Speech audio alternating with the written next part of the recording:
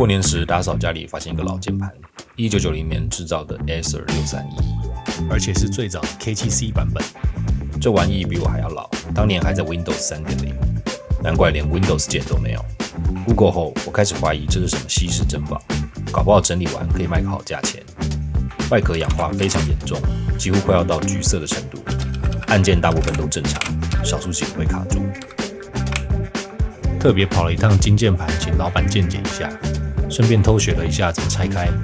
老板你好，我是前一阵子跟你说有一只35年的键盘，想要来请你看看能不能修。以前的这种键盘呢，应该出问题的几率很高，因为这都是最传统的电阻电源，通常它的问题在这个板子，在这个接点，这个接点呢久了以后呢，这个它是用类似那个碳末，它的碳末呢的活性会变差，先把它的接点活化一下。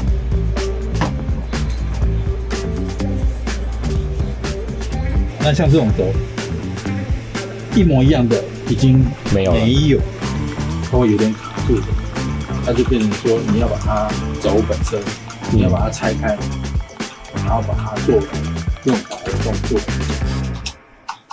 好，基本上来讲没有什么大问题，但也可以说都是问题。这个键盘非常特别，有一个电路薄膜夹在两个钢板中间。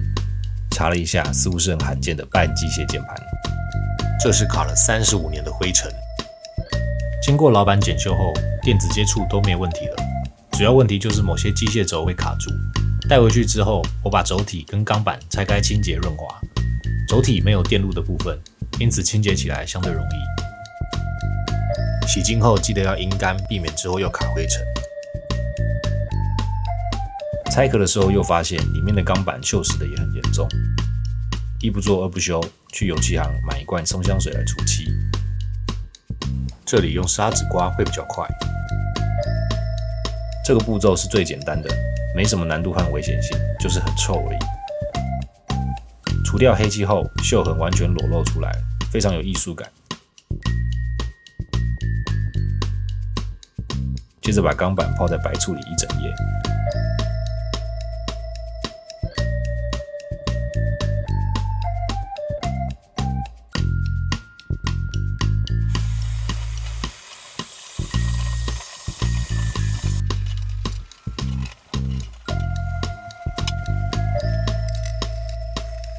大部分的红锈一刷就掉了。盖上小苏打粉中和，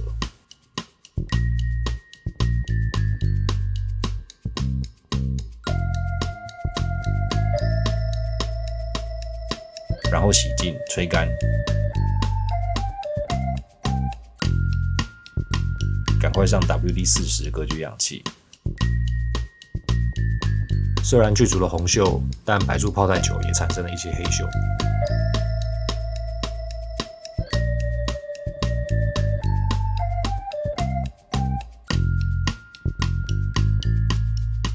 务必要用 WD-40 电子清洁剂来润滑轴体，一般的 WD-40 可能会侵蚀电路薄膜。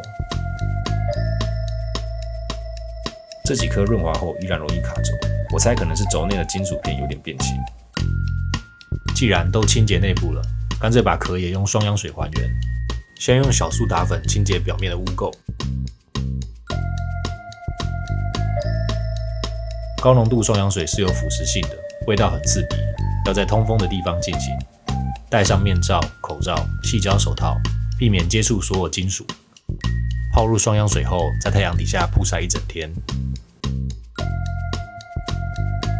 按键还原得很成功。但是上盖氧化比较严重，需要重复多做几次。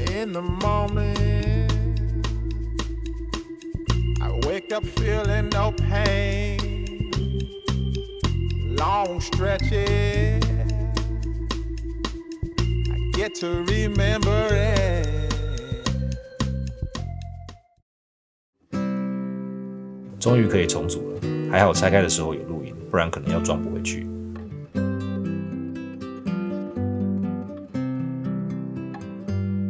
6311用料非常扎实，整支重量将近 1.5 公斤，拿在手上沉甸甸的感觉，跟现代键盘是有明显落差的。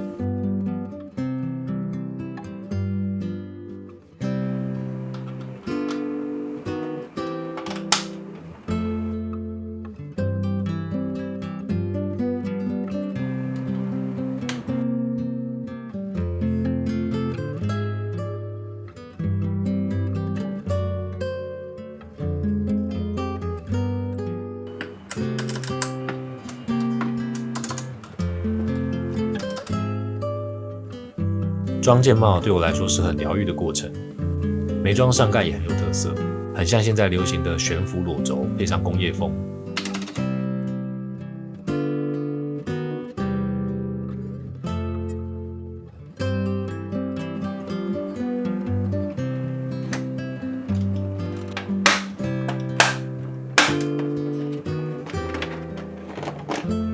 重组完成，来试试看可不可用。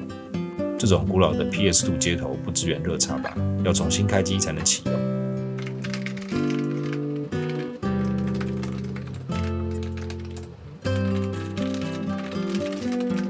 每个按键都运作正常，6311敲打起来手感硬朗，有段落感，非常像机械式的插轴。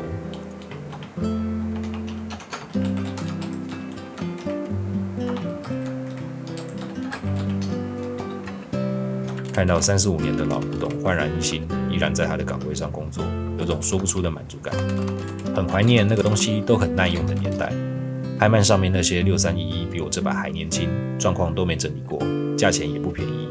先不考虑是不是有行无市，就算真的有人出更高价，我也不打算卖掉。这把6311是独一无二，自己细心整理过的，希望能陪他度过40岁生日。